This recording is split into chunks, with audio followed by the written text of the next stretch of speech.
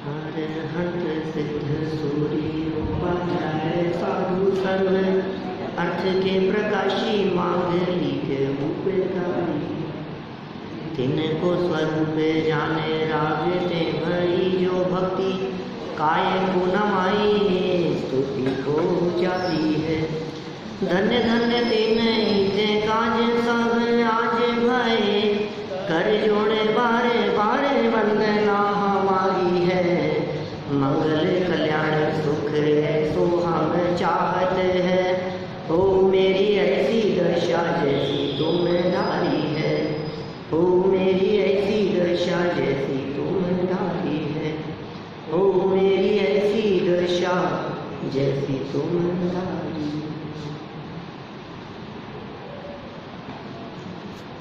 क्षत्र चूड़ामणि नामक यह ग्रंथ और इस ग्रंथ में प्रथम लंब को आधार बनाकर यहाँ अनेक प्रकार की चर्चाएं, नीतिगत चर्चाएं हमारे को आचार्य वादिक सिंह सूरी बता रहे थे। कल तक हम 10 छंदों की चर्चा यहाँ कर चुके हैं। आज 11वें छंद से बात को आगे बढ़ाना है।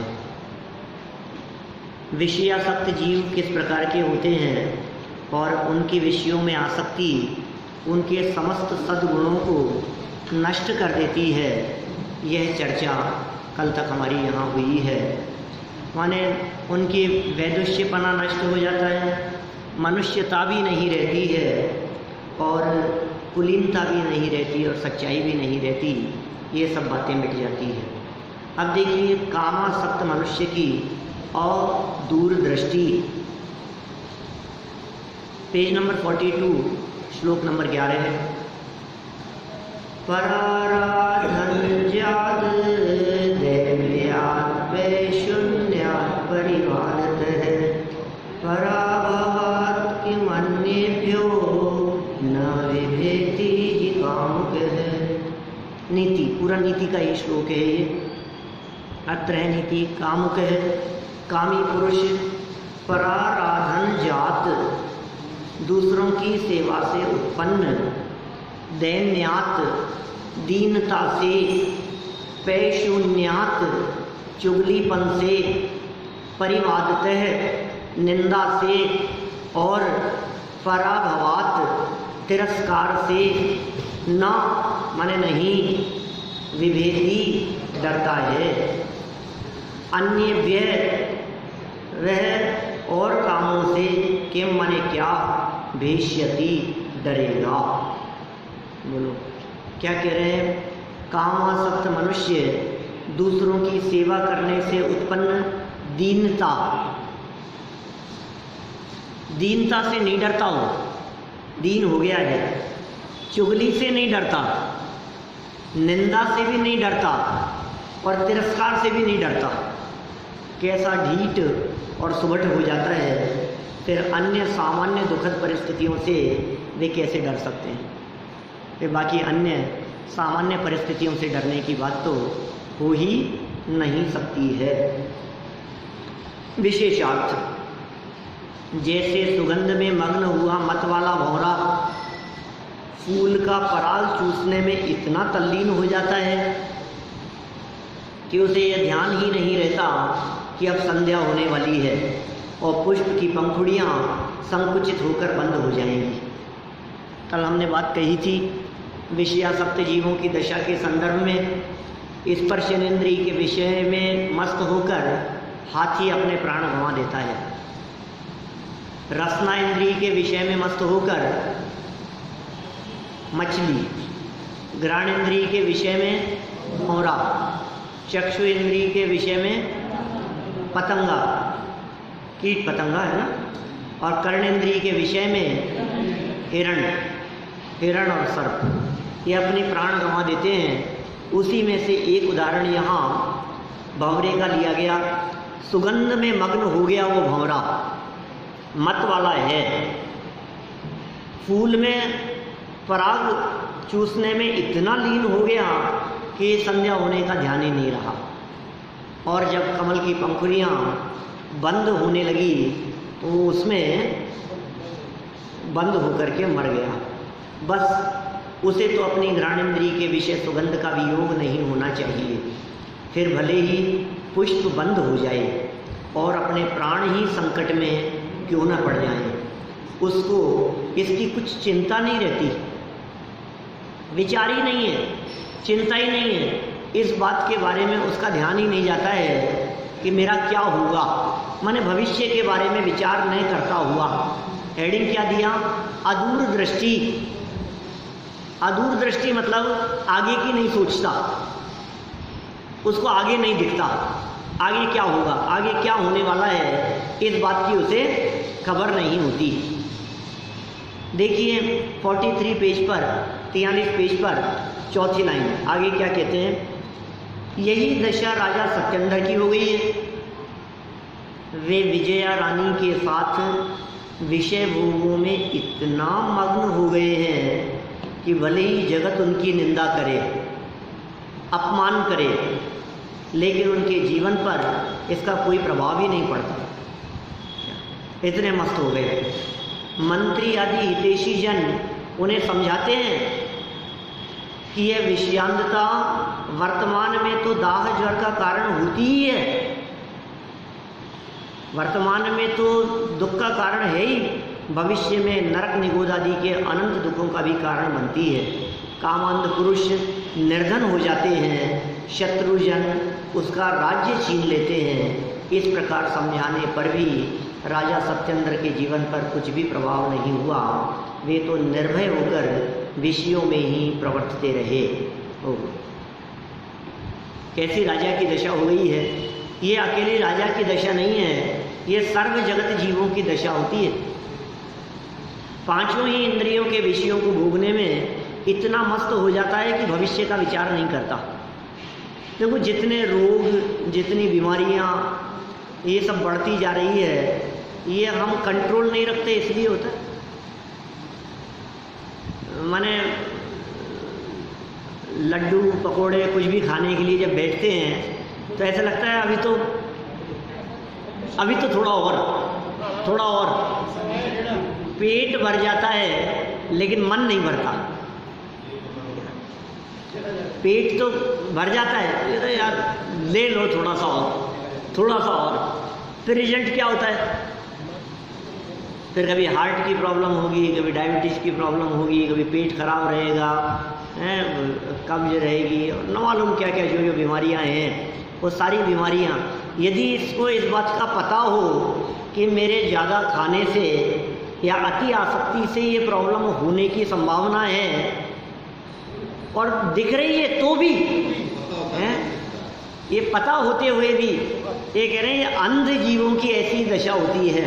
हम क्यों दोष देवें राजा को, हमारी दशा कौन सी ठीक है? ये तो सत्येंद्र कुमार का तो बहाना बना रहे हैं, सच में समझाना तो हम जैसे जीवों को है, समझाना तो हमारे को है कि समझो भाई कहाँ फंसे हो। देखो आगे कहते हैं कामासक्त पुरुष मृत्यु से भी नहीं डरते। लो जैसे वो है ना, आपदा नहीं देखता है, भय त्यागी दूध बिलाव पीवे, आपदा नहीं देखता। आने वाले संकट को जिस प्रकार से नहीं देखता है वो बिलाव, और मस्त होकर के, जैसे कभी कभी हम कहते हैं ना बच्चों को देख करके कहते हैं हम खेलने में इतना मत, कुछ होश ही नहीं रहता इसको, ऐसे भागते हैं ऐसे कूदते हैं, इनको कुछ होश नहीं रहता, लग जाए तो नहीं, हमें डर लगता है, जो उनको देखने वाले हो उनको डर लगता है कि कुछ हो नहीं जाए, गिर नहीं जाए, लग नहीं जाए, लेकिन वो इतने मस्त हैं खेलने में कि उन्हें परवाह नहीं है। वो अपने लेवल पर मस्त हैं और हम कमाने में अपने लेवल पर मस्त हैं। बेईमानी में, धोखाधड़ी में, मायाचारी में, छल करने में, दूसरों को बेवकूफ़ बनाने में, कम की चीज़ ज़्यादा बेचने में, ये सब लागू होती है ना सारी बातें, इधर की उधर करने में, इसको उसमें मिला देने में। तो ये जितनी हमारा जो नेचर है इस तरह का जगत के जीवों का, ये सब इसी प्रकार का है कि किसी से डरते नहीं राजा का बहाना बना करके कह रहे हैं मौत से भी डर नहीं लगता। ये तेज बाइक चलाने वाले, बोलो, जितनी तेज गाड़ी चलाते हैं रोड पर, जिस तरह से हम रोड क्रॉस करते हैं कि वो लोग गाड़ियाँ चलाते हैं, तो उनको देख करके कैसे लगता है? तो मौत से भी डर नहीं लगता है, मर जाएंगे। एक सेकंड की तो चूक है, सेकंडों का ही तो फासला रहता है, और क्या है? बचने में और मरने में सेकंडों का ही फासला है। मौत की कीमत पर भी उन्हें तेज चलाना है, असावधान रहना है। और मौत तो छोड़ो, मौत तो हो जाएगी तो फिर कौन देखने आएगा? अभी तो हालत ऐसी है, हाथ पांव टूट जाएंगे तो जिंदगी भर क्या होगा पड़ा रहेगा।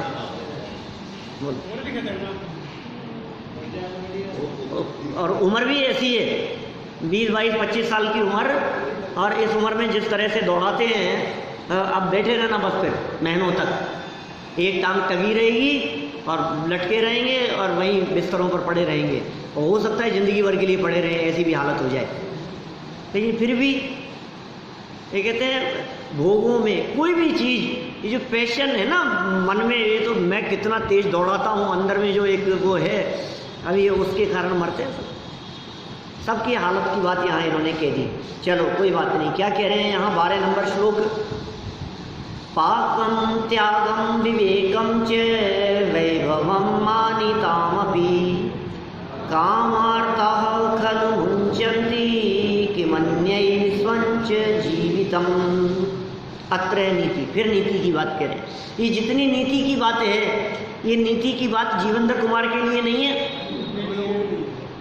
नीति की बात तो जन सामान्य के लिए है। कामार्थः, काम से पीड़ित पुरुष, पाकम माने भोजन, त्यागम दान, विवेकम विवेक, वैभवम संपत्ति, च माने और, मानितम मानिताम पूज्यता, अपि माने भी, खलु माने निश्चय से, मुंचती छोड़ देते हैं, चान्ययकिम और तो क्या, स्वम जीवितम अपने जीवन को भी, अपि माने भी, मुंचती छोड़ देते हैं। अर्थ देखो नीचे क्या कह रहे हैं, विषय भोगों की इच्छा से पीड़ित पुरुष भोजन छोड़ देते हैं। जगत में ऐसा नहीं दिखता, इससे शादी नहीं होगी तो मैं तो खाना नहीं खाऊंगा, खाना छोड़ दिया उसने। मर जाऊंगा मैं तो, अभी मरने को तैयार हो जाता है। घर से निकालने को तैयार हो माँ बाप तो कहता है कोई बात नहीं, निकाल दो मुझे घर से। अब ये कैसी हालत है, ये सब अपन देखते हैं समाज में, जगत में इस तरह की दशाएं हमारे को दिखाई देती है। विषय भोगों की इच्छा से पीड़ित पुरुष भोजन, त्याग माने व्रत नियम भूल गया सब, कोई नियम नहीं, कोई व्रत नहीं, मान सम्मान, लोग क्या कहेंगे, दुनिया क्या कहेगी, किसी से कोई परवाह नहीं है, किसी से कोई मतलब नहीं है। वैभव और विवेक को भी छोड़ देता है, धन छोड़ने को तैयार हो जाता है, और विवेक बुद्धि को भी छोड़ देता है। अन्य विषयों की तो क्या बात करें, कहाँ तक कहें आपसे, कहाँ तक बताते रहें, कहाँ तक विषयों का वर्णन करते रहें। काम से पीड़ित मनुष्य अपनी इच्छा पूर्ति के लिए दुर्लभ और अमूल्य मनुष्य जीवन को भी नष्ट कर देते हैं। बोलो, माने डिप्रेशन में आ जाता है, छोड़ देता है, आत्महत्या कर लेता है, फांसी के फंदे पे लटक जाता है, कुएं में कूद जाता है, ट्रेन की पटरी के आगे आकर के पड़ जाता है। बोलो, ऐसी हालत होती है। माने वो विषयासक्ति इतनी तीव्र होती है कि वो व्यक्ति मौत को भी कुछ नहीं गिनता, मौत की कीमत पर भी मर करके सुखी होना चाहता है। अब क्या कहें। तोड़रमल जी ने लिखा कषायासक्त जीवों के संदर्भ में 3रे अध्याय में मोक्ष मार्ग प्रकाशक ने, वहाँ ऐसे बहुत सारे वाक्य लिखे, क्रोध के कारण, मान के कारण, मायाचारी के कारण, लोभ के कारण, रति अरति शोक भयादिक के कारण, उन्हें मर करके भी सुखी होना चाहता है। और एक सुंदर वाक्य दिया वहाँ, कषायों की पीड़ा बर्दाश्त नहीं होती, कषायों की पीड़ा सही नहीं जाती, इसलिए सोचता है कि ये तकलीफ तो ज़्यादा है, मैं मर जाऊंगा तो सुखी हो जाऊंगा। अब बोलो, मर करके सुखी होना चाहता है। ऐसे क्यों होता है कि जीव अशुभ की कामना करता है और अशुभ आश्रय भी उदय में आ जाते हैं और फिर उन्हीं में तड़पता है? अभी क्या करें, यही तो इसका मोह का जाल है, यही तो संसार का स्वरूप है। आपने वो संसार वृक्ष का चित्र नहीं देखा? सबने देखा होगा, एक वृक्ष और वो व्यक्ति लटका हुआ रहता है और शहद की एक एक बूंद टपक रही है मुंह में, और देखो समझाने वाले दिख रहे हैं, श्री गुरु मिल गए हैं, जनवाणी माँ मिल गई है, वो देव और देवी, वो गुरु और जनवाणी माँ के प्रतीक हैं, वो मिल गए हैं समझाने वाले। लेकिन फिर भी उसके बावजूद भी इसको कुछ समझ में नहीं आता। एक बूंद और, एक बूंद और, अरे चल भाई, कि नहीं बस ये और आ रही है, ये और आ रही है, और इतने में क्या होगा फिर? जीवन खत्म। चार गतियां हैं, निगोद है, सब कुछ दिखाई दे रहा है, दिन रात के चूहे काट रहे हैं, काल विकराल हाथी जैसा वो पेड़ को उखाड़ने के लिए तैयार बैठा है, नीचे सर्प अजगर दिखाई दे रहे हैं, मौत चारों तरफ से दिखाई दे रही है। देखो दिन रात के चूहे तो हमें भी काट रहे हैं, आयु खत्म हो रही है ना दिन रात करके, प्रतिदिन ये दिन निकल गया, रात निकल गई, रोज रोज। मैं तो कई बार विचार आता है मेरे को, अभी 2-3 दिन पहले भी कह रहा था मैं, ये कैसे दिन पूरे हो जाते हैं, आयु कैसे खत्म हो रही है, एक एक दिन व्यतीत हो रहा है, रोज ऐसा हो रहा है, और ऐसा फील ही नहीं हो रहा है हमारे को कि हम कुछ काम कर पा रहे हैं। यद्यपि अपनी शक्ति और सामर्थ्य अनुसार बहुत करते हैं औरों की तुलना में, लेकिन उसके बावजूद भी ऐसा लगता है कि मनुष्य जीवन तो खत्म होता जा रहा है। जहाँ थोड़ा बहुत इधर उधर की प्रवृत्ति बढ़ने की संभावना दिखती है, तुरंत अपने दिमाग में चोट मारते हैं कि क्या कर रहा है, ये तेरा काम है, ये जीवन खराब करने के लिए, ये खत्म हो जाएगा जीवन, ये बिजनेस, ये काम, ये कुछ नहीं, क्या कहाँ करना है बताओ मेरे को। ये क्या करते हो आप? कि रिटायर्ड हैं हम क्या काम करते हैं, हमें क्या काम करना, एक ही काम करना, ये काम ही नहीं लगता है। हम कहें ना काम के जवाब में कि हम स्वाध्याय करते हैं, पढ़ते हैं, पढ़ाते हैं, बोले नहीं काम क्या करते हो? तो ये क्या कर रहे हैं ये बताओ, कि नहीं काम तो बताओ। इसको काम करने का मतलब पैसा कमाना ही काम दिखाई देता है, और काम ही नहीं दिखाई देता है। यह अर्थशास्त्र का नियम है ऐसा। अर्थशास्त्र में ऐसा कहते हैं कि धन कमाने के लिए किए गए कार्य को ही कार्य कहा जाएगा। बाकी रोटी खाता है ये कोई काम नहीं है, सोता है ये कोई काम नहीं है, नाटक होता है ये कोई काम नहीं है।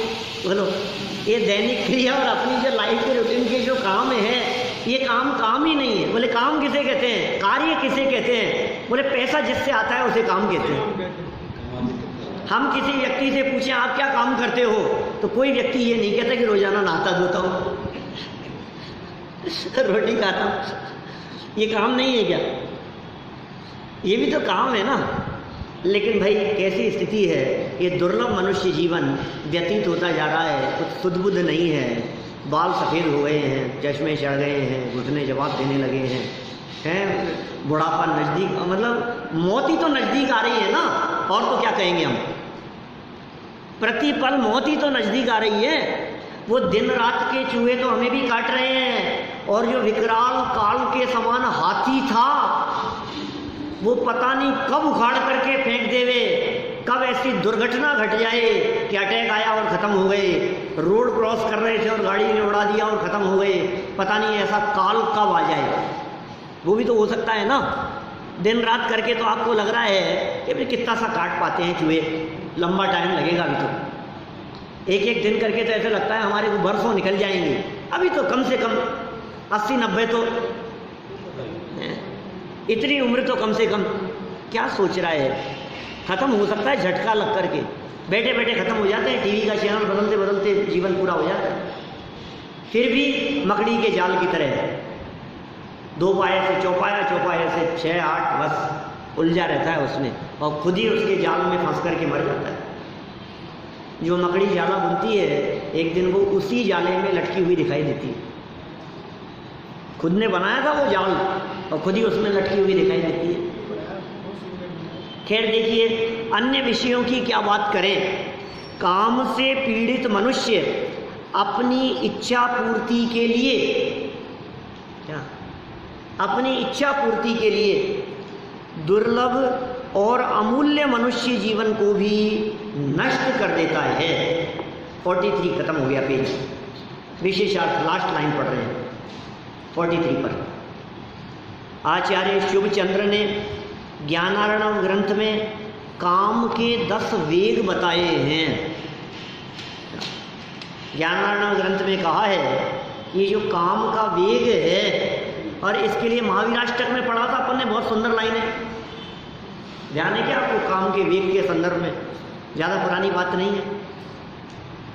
मुश्किल से महीने 2 महीने तो नहीं कह सकते, ये तो अमेरिका में निकल गया इतना टाइम, तो हाँ 2.5-3 महीने हुए होंगे और क्या। अनिर्वारोद्रेक त्रिभुवन जयी काम सुभटा कुमारावस्थायामपि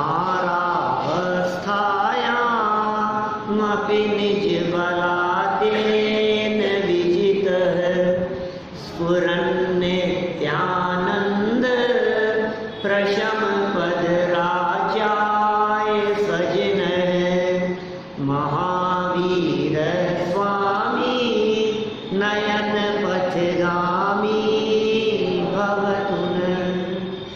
क्या याद है बहुत सारे लोगों को, लेकिन जिनको याद नहीं है मैं बार बार प्रेरणा देता हूँ, आप इनको याद करने की एक बार धुन सवार होनी चाहिए दिमाग पर। पीछे पड़ जाओ, रोजाना कुछ ना कुछ 2-4 लाइनें याद करनी ही करनी है। छेड़ाला चल रही है अभी, जिन्होंने नहीं की हो क्या, वो छेड़ाला के पीछे पड़ जाओ याद करने के लिए। पीछे नहीं की है कोई बात नहीं, तीसरी ढाल चल रही है तो तीसरी से शुरू कर दो, पहली दूसरी को छोड़ दो, यहाँ से याद करना शुरू कर दो। कितना सा है, हमने तो 10-12 दिन में छेड़ाला याद की थी। कितने थे छंद? 105 तो छंद है कुल। 10-10 छंद रोजाना याद करो तो कितना कितना टाइम लगता है? 10-12 दिन में पूरी हो जाती है, और क्या है। कोई महावीर अष्टक जो याद कराया तो प्रेरणा दी थी आपको।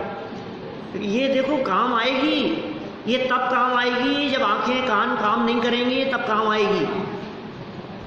ये नीतिकारों की ये उक्तियां जो बचपन से सुनते आ रहे हैं, कंठ की विद्या और अंट के दाम, समय पड़े पर आवे काम है। ये जो बातें बचपन से सुनते आ रहे हैं, ये बातें सुनने के लिए ही है क्या? तो कंठ में कुछ विद्या है या नहीं है? कुछ पाठ स्तुतियां भक्तियां कुछ याद है या नहीं है आपको? जिनको गुनगुनाते रहें, जिनको बोलते रहें, अरे उनको गुनगुनाने में ही अपना समय बहुत अच्छे से व्यतीत होता है। ट्रेन में बैठे हों, फ्लाइट में बैठे हों, सफ़र कर रहे हों, बाइक पर इधर से उधर जा रहे हों, स्कूटर से यहाँ से घर जा रहे हों, रास्ते में गुनगुनाते रहो आप, क्या मज़ा आता है, अच्छा लगता है। थोड़ा कहा है बहुत समझ लेना, आगे बढ़ता हूँ। देखो क्या कहा वो, तो इसलिए बात आ गई, अनिर्वार है उद्रेक जिसका, ऐसा 3 लोक को जीत लेने वाला काम रूपी योद्धा, तीनों लोक जिसके वश में हैं। कुमार अवस्थायाम अपि निज बलाद्येन विजित है। कुमार अवस्था में ही है महावीर स्वामी, 30 वर्ष की युवावस्था में आप दीक्षा लेकर के निकल गए, आपने उसको जीत लिया। तो ये 10 वेग बतलाए हैं, अर्थात कामार्थ मनुष्य को यदि स्त्री का संयोग न मिले तो उसका मरण भी हो जाता है।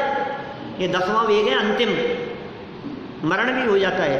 विषयासक्त जीवों को मरण से भी अधिक दुख विषय वियोग का होता है।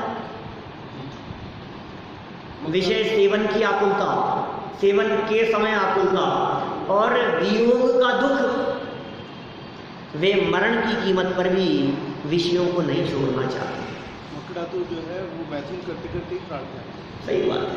देखो आचार्य योगेंद्र देव योगसार में लिखते हैं, ये अभी जो मैंने पंक्तियां कही थी ना, मन नहीं भरता, ये योगेंद्र देव योगसार के अंदर कह रहे हैं। इन्होंने यहाँ गाथा नंबर नहीं दिया, गाथा नंबर है 49 नंबर गाथा है। आयु गले मन ना गले, ना गले क्या क्या कह रहे हैं? आयु गले मन ना गले, ना गले आशा जीव की, मोह स्फुरे हित न स्फुरे। मोह तो स्फुरायमान हो रहा है और हित नहीं दिख रहा है। यह दुर्गति इस जीव की। बोलो, मोह बढ़ता हुआ दिखाई दे रहा है, विषय भोग और लालसाएं कम नहीं हो रही है, उम्र बढ़ती चली जा रही है, मुंह में दांत नहीं है और पेट में आंतों ने काम करना बंद कर दिया है, फिर भी कहता है पकौड़े बना लो। फिर भी कहता है ये बनाओ, आज तो मन बहुत हो रहा है ये खाने का। अरे तुम, तुम्हारी उम्र तो देखो, हमारा शरीर काम नहीं कर रहा है, आंखें काम नहीं कर रही है, मन नहीं मानता है। मन कहता है रोजाना 2-4 दिन में फिर कुछ बना लो, फिर कुछ बना लो, कुछ और नया बन जाए। क्या कर रहे हो? आयु गले मन ना गले, ना गले आशा जीव की, मोह स्फुरे हित ना स्फुरे। यह दुर्गति इस जीव की, ये दुर्गति है इस जीव की। ये योगसार ग्रंथ चल रहा है हमारा डलास में पिछले 3 साल से। हम पहुंच गए 60-65 गाथा के आसपास तक पहुंच गए। अभी इस बार 70 तक पहुंच गए होंगे शायद, अगले साल खत्म कर देंगे। सब वीडियो है अवेलेबल। देखो क्या कह रहे हैं आचार्य योगेंद्र देव योगसार ग्रंथ में लिखते हैं कि जैसा मन विषयों में रमता है, ज्यों मन रमे। अभी वो अलग थी गाथा, ये वाली गाथा अलग है। ये गाथा में क्या कह रहे हैं? ज्यों मन रमे विषयानि में, यदि आत्मा में त्यों रमे। जिस तरह से मन विषयों में रमता है, जैसा मजा कुछ धन लाभ होने में लगता है, जैसा मजा आता है, वैसा मजा ये जिनवाणी की चर्चाओं को सुनकर लाभ प्राप्त करने में आता है क्या? बोलो, आपको इतना मजा आता है क्या? एक एक गाथा यदि आपको याद होती है, चलो आज बतला देता हूँ आपको गणित। एक गाथा यदि आपको याद हुई है तो समझ लीजिए 1 लाख रुपया प्राप्त हो गया। क्या कहा मैंने? एक गाथा बराबर क्या? 1 लाख रुपया। अब मुझे बतलाना कल कितने लाख कमा के आओगे? कमाओगे भैया 2-4 लाख कल तक हैं? अरे कीमत ही नहीं लगती है, हमारे को इसकी वैल्यू ही नहीं समझ में आ रही है, जबकि ये धन साथ में जाने वाला है और वो धन यहीं पड़ा रह जाने वाला है। लक्ष्मी चले न पेंड अभी आई थी ना, पीछे चर्चा तो की थी अपन ने कि अरे कहाँ तक जाएंगे, मरघट तक चले जाएंगे परिवार वाले, शमशान तक, और पत्नी दरवाजे तक चली आएगी, और धन बोले जहाँ टंगा था ना जेब में पर्स में, 1 कदम नहीं बढ़ेगा। बोलो, उसके बावजूद बात समझ में नहीं आती है हमारे को, ये असली धन की बात समझ में नहीं आती है। और वही वो धन धन धन हमारे को दिखता रहता है, जिसके पीछे भागते रहते हैं, वो बढ़ता है। अभी बोलो 2-4-5 लाख रुपए का प्रॉफिट हो, 2 मिनट के अंदर 5 लाख रुपए का प्रॉफिट हो गया, तो आपको कैसा मजा आता है? आज तो मजा आ गया। परिवार में बताता है, घर में बतलाता है, और कुछ खाने पीने के लिए कुछ बना लो, और मौज मस्ती दिखती है इसको, फिर कमा लिया मैंने, और ये नहीं लग रहा है इसको। माने मनुष्य जीवन के दुर्लभ क्षण जा रहे हैं, ये बात समझ में नहीं आ रही है।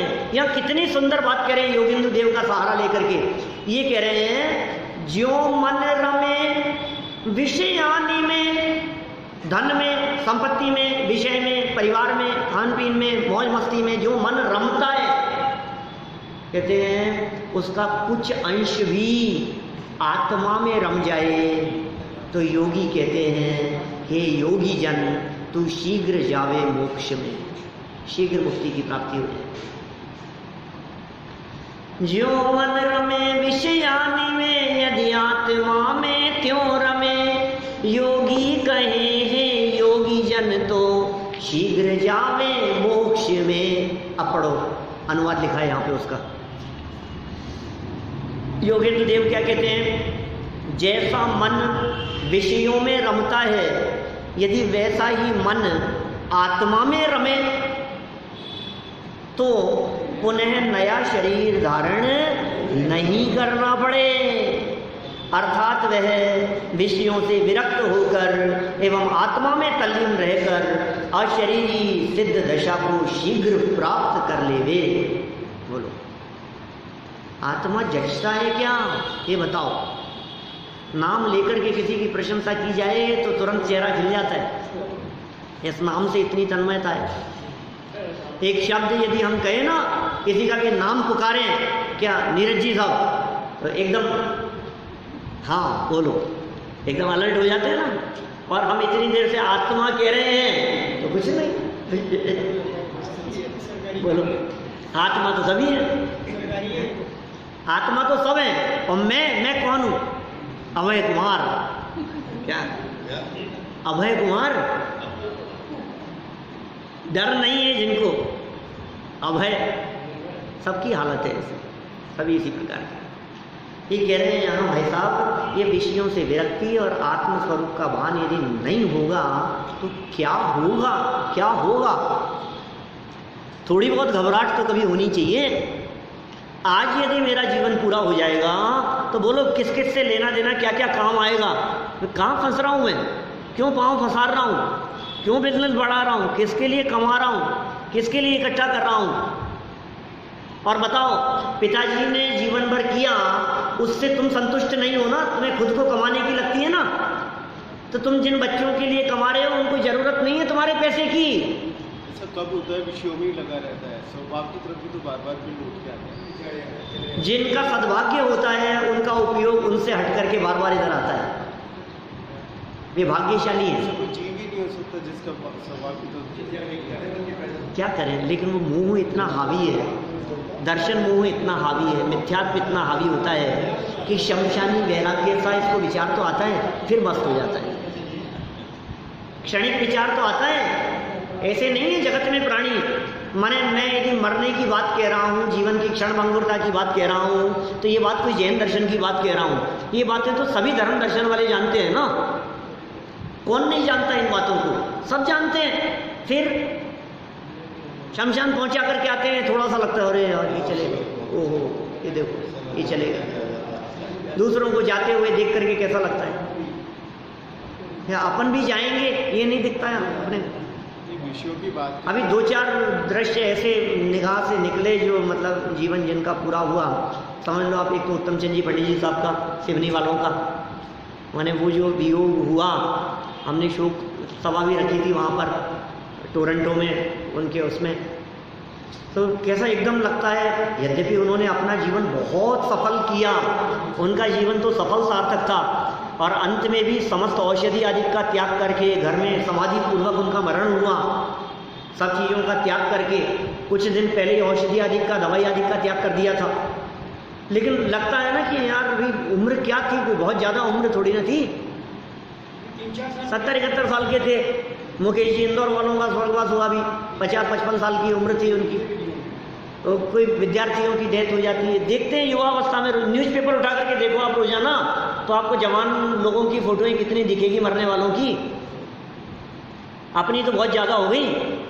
जब कभी देखो 27 साल का मर गया तो देखना अरे यार मेरी तो बहुत ज़्यादा हो गई, मतलब बोनस में जी लिया इतना तुमने। बोनस नहीं है तो अब उस बोनस का लाभ तो उठाओ। देखिए राजा सत्येंद्र की विवेकहीनता। आगे, पुनरेच्छदयं दातुं काष्ठांगाराय काश्यपीं अविचारित रम्यं हि रागान्धानां विचेष्टितम्। ओहो क्या कह रहे हैं, देखो आप इसकी विवेकहीनता तो देखो। पुनः पश्चात अयम राजा सत्येंद्र ने काष्ठांगाराय, काष्ठांगार के लिए, काश्यपिम राज्य, दातुम देने की, इच्छा की। लो ये क्या हो गया? इसकी विवेकहीनता तो देखो, इसकी बुद्धिहीनता तो देखो राजा की। ये खुद ही दे रहा है, ये खुद ही कह रहा है कि तुम संभाल लिया करो। ऐसे होता है ना, मैनेजर को हमने कह दिया यार तू देख लिया कर। खुद मालिक हैं लेकिन उसके बावजूद भी हमने काम करने वाले कर्मचारी को कह दिया तू संभाल लेना, ऐसा दे दिया, चाबियाँ संभला दी कि तुम संभालते रहना, कोई दिक्कत नहीं है, सब चल रहा है, सब सेट है ही, कोई बात ही नहीं है। लेकिन क्या हाल हो जाएगा, नीतिकार कहते हैं अत्र है नीति। लोग जो है कमजोरी पकड़ लेते हैं। हाँ, वो ये सही बात कहते है हैं कि इनका रानी के प्रति मोह है, तो बार बार में जाकर वैसी ही बात करते हैं कि आप तो रानी के साथ में रहिए, बाकी हम सही संभालने बात के लिए है ना। तो फिर थोड़े हाँ, मायाचारी जी इसी प्रकार का प्रयोग करते हैं, बार बार में इसी प्रकार की बातें कहेंगे, उसे उसी तरफ फंसाए रखने की बात करेंगे। कह रहे महाराज आप तो घूमने के लिए जाए हो थोड़ी देर के लिए हैं, आप तो रानी के साथ में, ऐसा कुछ भी उनको बातें उन्हीं के मतलब की, और वो उनको अच्छी भी लगती है, वो बातें सुन करके वो प्रसन्न भी होते हैं। देखो नीतिकार क्या कहते हैं यहाँ, अत्र है नीति ही मने निश्चय से रागांधानाम, राग से अंधे पुरुष की विचेष्टितम चेष्टाएं अविचारित रम्यम, बिना विचार के ही सुंदर लगती है। पहले कामांध व्यक्तियों की बात कर रहे थे, अब रागांध व्यक्तियों की बात कर रहे हैं। से राग, हाँ, जो राग से अंध व्यक्ति हैं उन पुरुषों की चेष्टाएं अविचारित रम्यम, सूक्ति है बहुत सुंदर, अविचारित रम्यम, बिना विचार किए हुए सुंदर लग रही है, अरे बहुत अच्छा लग रहा है, बहुत अच्छा लग रहा है। ये बातें किसके लिए कही जाती है भाई साहब? इसलिए कही जाती है कि जिनमें आप गहराई से विचार नहीं करो और ऊपर ऊपर से अच्छी लगे। अविचारित रम्यम, जो होता है अच्छा होता है, जो हुआ अच्छा हुआ, जो होगा ये अच्छा होगा, जो हो गया वो भी अच्छा होगा, सब अच्छा होता है, अच्छे के लिए होता है। ऐसे वाक्य आप कई जगह पर दुकानों के बाहर स्टीकर पे पढ़ सकते हैं, और सार लिखा रहेगा, ये सार है, शास्त्रों का सार है। कितनी अच्छी लगती है ना बोलो, बात कितनी सही है। लेकिन क्या कह रहे हैं यहाँ, अविचारित रम्यम, बिना विचार किए हुए अच्छी लगती है। और पता है अपनी बात का पोषण करने के लिए क्या कहते हैं, वो कहानी सुनाते हैं उसकी, राजा की और उसके मंत्री की। अकबर और बीरबल कह दो जी, कुछ भी है, जो होता है अच्छे के लिए, जो हुआ अच्छा हुआ। मंत्री था राजा का, बीरबल को क्यों लाओ, लेकिन घटना तो बहुत प्रसिद्ध है। वो बात बात में कहा करता था, जो हुआ अच्छा हुआ, जो होता है अच्छा होता है। उसका तकिया कलाम जैसा बन गया था मंत्री का, हमेशा ऐसी बातें कहा करता था। फिर क्या हुआ, राजा के साथ में शिकार खेलने के लिए जाना था। राजा तलवार वगैरह सेट करके रख रहे थे, इसमें उंगली कट गई, राजा की उंगली कट गई तो तुरंत मुंह से निकल गया, जो हुआ अच्छा हुआ। क्या राजा की उंगली कट गई तो मंत्री के मुंह से क्या निकला, जो हुआ अच्छा हुआ। कि नालायक, मेरी उंगली कट गई फिर भी तेरे को अच्छा हुआ दिख रहा है क्या, जेल में डाल दो इसको पकड़ करके, कोई बात नहीं, आज हम ही जाएंगे अकेले। और राजा चला गया शिकार खेलने के लिए अकेला ही।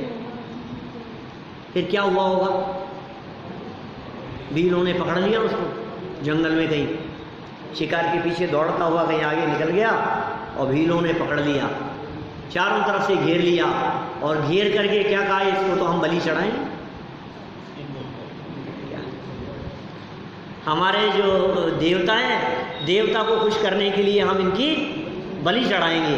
और चारों तरफ से घेर लिया, और उसकी तैयारी बिल्कुल तलवार से काटने के लिए वहाँ खड़ा किया हुआ है, बांधा हुआ है, और बुलाया, लिटा दो इनको, और तलवार से गर्दन अलग करेंगे। और जैसे वैसे लिटाया, और तलवार से गर्दन काटने वाले थे, देवी के सामने पकड़े हुए था, और इतने में किसी ने आवाज़ लगाई, अरे इसकी तो उंगली कटी है। क्या, अरे छोड़ो छोड़ो इसको। देवताओं के ऐसे व्यक्ति की बलि नहीं चढ़ाई जाती जिनका कोई अंग भंग हो, अंग टूटा हुआ हो, कटा हुआ हो, ऐसे ऐसे थोड़ी ना चढ़ाया जाएगा। छोड़ो इसको, तो ये किसी काम का नहीं है हमारे, दूसरे को किसी को पकड़ा, छोड़ दिया उसको, बच करके आ गया। आया तो मंत्री को खोला जेल से कि यार तुमने सही कही थी बात, जो हुआ अच्छा ही हुआ, उंगली नहीं कटती तो आज तो गर्दन कट जाती। तो गर्दन कटने की तुलना में उंगली कटना तो अच्छा ही हुआ। जो हुआ अच्छा हुआ। चलो तुम्हारी बात बहुत अच्छी निकली, सही बात है, लेकिन एक बात बताओ, मेरे साथ तो अच्छा हुआ, लेकिन दिन भर तुम्हें जेल में पड़े रहना पड़ा बिना कुछ खाए पिए, तुम्हारे साथ क्या अच्छा हुआ? कि महाराज अच्छा तो मेरे साथ भी हुआ, आपकी तो उंगली कट गई थी, आपके साथ यदि मैं चला जाता तो आप तो बच जाते, लेकिन मेरी गर्दन कट जाती। क्या आपने मुझे जेल में डाल दिया तो वो भी अच्छा ही हुआ क्या? जो होता है अच्छे के लिए होता है, जो होता है अच्छा होता है, सही है ना साहब? ऐसी कहानियां सुनाई जाती है अपनी बात के पोषण के लिए, लेकिन भाई ये जैन सिद्धांत नहीं है, ये जैन मान्यता नहीं है। ऐसा नहीं है जो होता है अच्छा होता है। हम आपसे पूछते हैं, अनादिकाल से निगोद में बीतता रहा, क्या अच्छा हुआ? नरक निगोदों में ठोकरें खाता रहा, क्या अच्छा हुआ? मिथ्या दृष्टि बना रहा, क्या अच्छा हुआ? बोलो। और अब भी यदि नहीं सुधरेगा, नहीं संभलेगा और अनंत काल तक संसार में रुलता रहेगा तो क्या अच्छा हुआ? बात तो ऐसी है, अच्छे और बुरे की कल्पना ये खोटी कल्पना है। जगत में अच्छे बुरे की कल्पना की बात नहीं करता जैन दर्शन। आप तो कह रहे हो सब अच्छा अच्छा सोचो, अच्छा हुआ अच्छा हुआ अच्छा हुआ। हम ये कह रहे हैं अच्छा कुछ नहीं होता है और बुरा कुछ नहीं होता है। जो होता है वस्तु का स्वतंत्र परिणमन अपनी योग्यता से होता है। ये है जैन मान्यता। मिथ्यात्वादी के कारण संसार परिभ्रमण होता रहे, ये अहित है तेरा, और सम्यक्तवादी से मोक्ष मार्ग शुरू हो जाए, इसमें तेरा हित है। लेकिन न हित दिखाई देता है न अहित दिखाई देता है। जगत के संयोग वियोग जन्य परिस्थितियों को अच्छा और बुरा मानता रहता है। ये तेरी मान्यता में खोट है। देखिए क्या कह रहे हैं, सरलार्थ। कुछ समय बीत जाने पर राजा सत्येंद्र ने अपना राज्याधिकार काष्टांगार नामक मंत्री को सौंपने का विचार किया, क्योंकि विषयासक्त जीवों का आचरण और विचार उन्हें तब तक ही आनंददायक लगते हैं जब तक वे अपने विवेक का उपयोग नहीं करते। आनंददायक लग रहा है, दे दो यार, संभाल तो रहा है, और क्या है। अपन कितने निश्चिंत हो गए इसकी वजह से। आप लोग नहीं सोचते हैं कभी किसी अच्छे सर्वेंट को पाकर, आप ऐसा नहीं सोचते हैं अरे कितने फ्री हो गए, कितने निश्चिंत हो गए, ये सब संभाल रहा है, ये सब संभाल रहा है, सब संभाल ही लेगा। आपको क्या लगता है इसने संभाल लिया? क्या इसने संभाल लेगा? तुम्हारी जरूरत नहीं है और तुम्हें हटा देगा रास्ते से। अच्छी सफाई तुम्हारा ही सफाया कर देगा। तुम जिसकी सफाई की सोच रहे हो संभाल के रखेगा, संभाल के ले जाएगा। विशेषार्थ, विषयांध जीवों को अपना विवेक शून्य कार्य सुखदायक न लगे तो उसे वे करे ही क्यों? फिर क्यों करें? रागांध जीवों का प्रत्येक कार्य विचार किए बिना ही होता है। उन्हें योग्य अयोग्य हित अहित का कुछ विवेक ही नहीं रहता। न हित अहित का विवेक है, न योग्य अयोग्य का विवेक है। विषयों के भूत ने कैसे शब्दों के प्रयोग हैं। विषयों के भूत ने राजा सत्येंद्र पर अपना पूर्ण अधिकार अत्यंत दृढ़ता के साथ जमा लिया था। यही कारण है कि उन्हें राज्य की व्यवस्था देखना भी भारभूत भाषित हो रहा था। उन्हें लग रहा था यार कौन संभालेगा, आफत है, तो आफत है, कौन देखेगा, रहने दो। इसलिए उन्होंने राज्य का कार्यभार काष्टांगार को सौंपकर स्वयं निश्चिंत होकर निरंतर विषय भोगों में संलग्न होने का पक्का निश्चय किया। मन बना लिया उन्होंने पक्का, यार मैं तो इसी को सौंप देता हूँ। अब कहते हैं ना भाई, विनाश काले विपरीत बुद्धि। आप सोच लीजिए, पंचेंद्रीय विषय भोगों की तरफ हमारी दौड़ती हुई परिणति और उसमें मानने वाली सुख की वृत्ति, ये इस बात का सूचक है कि छोटा काल नजदीक आ रहा है। ये समझ नहीं पा रहा है ये व्यक्ति, ये विषयांध हो गया है, ये मोह में अंध हो गया है। इसको नहीं दिखाई दे रहा है, भले बुरे का विवेक नहीं है, इसको सही क्या है और गलत क्या है इसका ये विचार नहीं कर पा रहा है। और समझ लीजिए, जैसे विवेक के बल से आत्म स्वभाव की रुचि दिखाई देती हो, उसके बारे में कहते हैं अब इसका सद्भाग्य जागृत हो गया है। देखिए, राजाओं ने दूसरे मंत्रियों ने उसे बहुत समझाने का प्रयास किया, फिर भी नहीं समझा। इस बात को आगामी चरणों के माध्यम से बतलाएंगे, कल चर्चा को आगे बढ़ाएंगे। जितनी शिक्षाएं और उपदेश दिए जाते हैं इन्हें अपने जीवन में उतारने का प्रयास करें। इसी मंगल भावना से खुद को विराम दें।